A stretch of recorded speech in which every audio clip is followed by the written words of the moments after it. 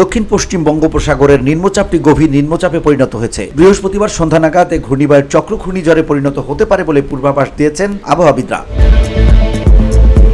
আবহাওয়াবিদ মোহাম্মদ ওমর ফারুক গণমাধ্যমকে বলেন, দক্ষিণ পশ্চিম বঙ্গোপসাগর ও তৎসংলগ্ন শ্রীলঙ্কা উপকূলে অবস্থানরত সুস্পষ্ট লঘুচাপটি ভোরে নিম্নচাপ এবং বৃহস্পতিবার সকাল 9টার দিকে গভীর নিম্নচাপে পরিণত হয়। সন্ধ্যা নাগাদ এটি ঘূর্ণিঝড়ে পরিণত হতে পারে।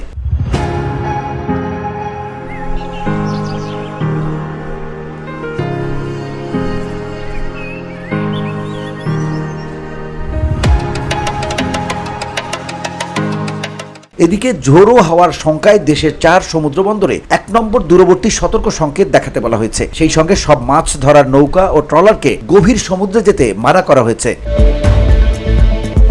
আবহাওয়ার বিশেষ বিজ্ঞপ্তিতে বলা হয়, বৃহস্পতিবার সকাল 9টায় নিম্নচাপটি চট্টগ্রাম সমুদ্রবন্দর থেকে 2035 কিলোমিটার দক্ষিণ পশ্চিমে, কক্সবাজার সমুদ্রবন্দর থেকে 1975 কিলোমিটার দক্ষিণ পশ্চিমে, মোংলা সমুদ্রবন্দর থেকে 1945 কিলোমিটার দক্ষিণ পশ্চিমে এবং পায়রা সমুদ্রবন্দর থেকে 1930 কিলোমিটার দক্ষিণ পশ্চিমে অবস্থান করছিল। সে সময় নিম্নচাপ কেন্দ্রের 48 কিলোমিটারের মধ্যে বাতাসের একটানা সর্বোচ্চ গতিবেগ ছিল ঘন্টায় 50 কিলোমিটার, যা দমকা অথবা ঝোড়ো হাওয়া আকারে ঘন্টায় 60 কিলোমিটার পর্যন্ত বৃদ্ধি পাচ্ছিল।